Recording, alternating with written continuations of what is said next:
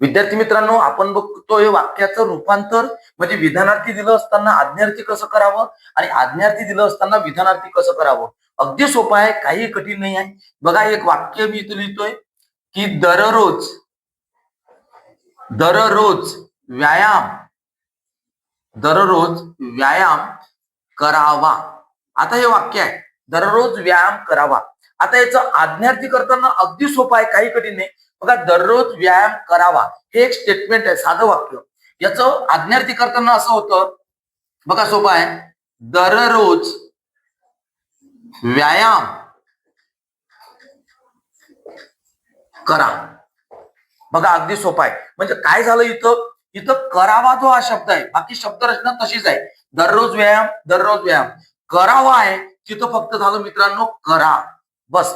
याच्यातला करावातला वा फक्त आपण इथून डिलीट मारला आणि करा लिहिलं तर त्याचं झालं आज्ञार्थी. मग आता आज्ञार्थी दिलं असेल तर डायरेक्ट ऑर्डर असते. बघा, दररोज व्यायाम करा. करा म्हणजे कंपल्शन सांगितलेलं आहे, कराच.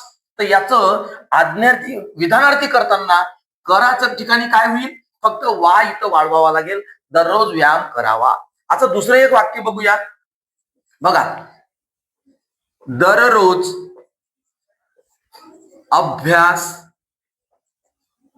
करावा. म्हणजे विधानार्थीमध्ये असं होईल की दररोज अभ्यास करावा आणि तेच आज्ञार्थीमध्ये असं होईल, काय होईल तुम्ही सांगा मला. दररोज अभ्यास करा, राईट. दररोज दररोज अभ्यास करा. म्हणजे एखादी गोष्ट सांगत असताना लक्षात घ्यावं की म्हणजे जेव्हा आपण आज्ञार्थीचं विधानार्थी करतो तर करा म्हणजे डायरेक्ट कंपल्शन असतं, इथं करावा असं तुम्हाला दिलेलं असतं विधानार्थी करताना. आणि विधानार्थीचा आज्ञार्थी करताना करावाचा वा काढून टाकावा आणि करा एवढं ठेवावं, काहीही कठीण नाही आहे. जसं एक अधिक वाक्य आपण बघूया. दररोज शाळेत जावे. आता मग दररोज शाळेत जावे, जा नाही म्हटलं, स्टेटमेंट केलं जावे. आणि याचं काय होईल मित्रांनो की दररोज आज्ञार्थी काय होईल, दररोज दररोज शाळेत कंपल्शन करेल, दररोज शाळेत इथं म्हणेल तो जा.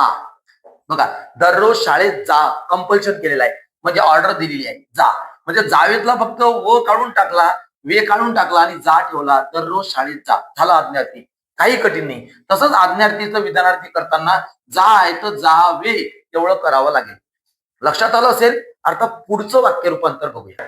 आपण या पुढच्या वाक्यामध्ये बघतोय की उद्गारार्थी वाक्याचं विधानार्थी कसं करावं. उद्गारार्थी वाक्य म्हणजे ज्याला आपण एक्सक्लेमेटरी मार्क असं साईन असतं त्याला म्हणतो उद्गारार्थी वाक्य. म्हणजे उद्गारार्थी वाक्याचं विधानार्थी कसं करायचं किंवा विधानार्थीचं उद्गारार्थी कसं करायचं, अगदी सोपं आहे, काहीही कठीण नाही. बघा मित्रांनो, इथे एक तुम्हाला वाक्य मी दिलेलं आहे, हे उद्गारार्थी वाक्य आहे. मध्ये एक्सक्लेमेटरी मार्क जिथं मारलेला असतो ना त्याला उद्गारार्थी वाक्य म्हणतात.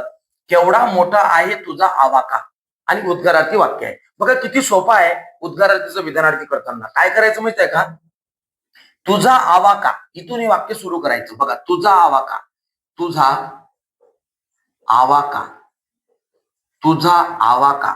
आणि मग इथून वाक्य पुन्हा घ्यायचं. केवढा जो आहे ना, केवढा हा शब्द याच्या ठिकाणी खूप घ्यायचं, खूप खूप शब्द.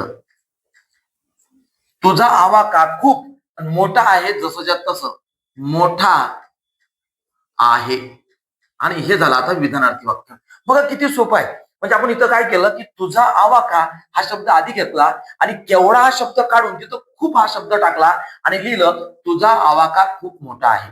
आणि हेच आता विधानार्थी दिलं असेल आणि याचा आपल्याला उद्गारार्थी करायचं असेल तर आपण कसं करू की केवढा, खूपच्या ठिकाणी केवढा शब्द टाकू की केवढा मोठा आहे तुझा आवाका आणि आपण तिथं एक्सक्लेमेटरी मार्क देऊन देऊ. दुसरं वाक्य बघा, कळलं असेल. दुसरं वाक्य, केवढी उंच ही इमारत. मी तुम्हाला सांगितलं केवढी उंच ही इमारत. आता ही इमारत इथपासून आपण शब्द इकडे घेऊया. बघा सोपं आहे की ही जसं तसं, ही इमारत, ही इमारत आणि केवढी ह्याच्या ठिकाणी खूप हा शब्द लो, ही इमारत खूप उंच आहे. उंच आहे एवढं देऊन ठेवा पुढे, ही इमारत खूप उंच आहे. पण झालं, तयार झालं आपलं विधानार्थी वाक्य. आणि याच विधानार्थी वाक्याचं उद्गारार्थी करताना आपण असं म्हणू, खूपच्या ठिकाणी काढून लिहू केवढी, म्हणजे केवढी उंच आहे ही इमारत आणि एक्सक्लेमेटरी मार्क देऊ, जसं आपण इथं दिली केवढी उंच आहे ही इमारत आणि एक्सक्लेमेटरी मार्क. मित्रांनो, लक्षात आलं असेल की विधानार्थीचं उद्गारार्थी करताना आणि उद्गारार्थीचं विधानार्थी करताना काहीही कठीण नाही, अगदी सोपं आहे. या पुढची वाक्य रूपांतर बघूया आपण, नकारार्थी आणि होकारार्थी वाक्य. मित्रांनो, आपण आता बघणार आहोत होकारार्थीचं नकारार्थी कसं करायचं आणि नकारार्थीचं होकारार्थी कसं करायचं. अगदी सोपं आहे, तर काही कठीण नाही. यामध्ये एक वाक्य मी इथं दिलेलं आहे बघा, तो पास झाला. याच्यामध्ये तुम्हाला एवढंच लक्षात ठेवायचं आहे की याच्यातला जो मुख्य शब्द आहे तो आहे पास. या शब्दाच्या ठिकाणी याचा विरुद्धार्थी शब्द तुम्हाला फक्त माहित पाहिजे. पासचा विरुद्धार्थी काय होतो? नापास. आणि इथं झाल्याच्या ठिकाणी नाही असं लिहायला लागेल. म्हणजे आता कसं होईल बघा, तो पास झाला याचा आपण इकडे नकारार्थी करताना, होकारार्थीचं नकारार्थी करताना काय होईल बघा, तो पासचा विरुद्धार्थी शब्द नापास, तो नापास. आता काय येईल? तो नापास झाला नाही. बघा इथं नाही हे नकारार्थी शब्द आलेला नाही आणि पास या शब्दाचा विरुद्धार्थी शब्द आलेला आहे नापास. म्हणजे काय बघा, हेच वाक्य तो पास झाला हे होकारार्थी आहे, पण आपण नकारार्थी वाक्य करताना वाक्याचा अर्थ नाही बदलला पाहिजे. म्हणजे त्या वाक्यातून आपल्याला तेच म्हणता आलं पाहिजे जे हे वाक्य सांगते. वाक्य काय म्हणते? तो पास झाला, एकदम करेक्ट आहे. म्हणजे याचा अर्थ काय? तो नापास झाला नाही, तर तो काय झाला? पास झाला. याही वाक्याचा अर्थ तो आहे. म्हणजे काय, मुख्य जो इथं शब्द दिलेला आहे या मुख्य शब्दाचा आपल्याला विरुद्धार्थी शब्द लिहायचा मित्रांनो, विरुद्धार्थी शब्द. आणि तिथं झाल्याच्या ठिकाणी झाला नाही हा नकारार्थी शब्द लिहायचा आहे. लक्षात आलं? त्यानंतर नकारार्थी शब्दाचं होकारार्थी करताना एक वाक्य बघूया दुसरं, तो तो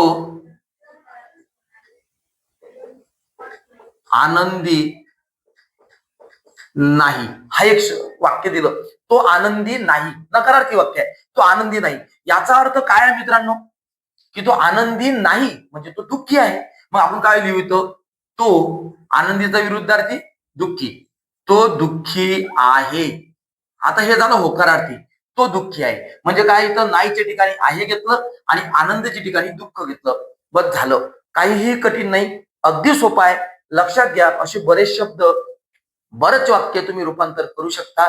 काही अडचण असेल तर मला सांगा, कोणतंही कॉमेंटमध्ये करा. मी कॉमेंटमध्ये तुमच्या प्रश्नांची नक्कीच उत्तरं देईन. मित्रांनो, या पद्धतीनं नकारार्थीचं होकारार्थी आणि होकारार्थीचं नकारार्थी तुम्ही सहज करू शकता. जास्तीत जास्त आपल्या मित्रांना पाठवा, सबस्क्राईब करा, लाईक करा आणि तुम्हाला परीक्षा करता बेस्ट ऑफ पेपर्स.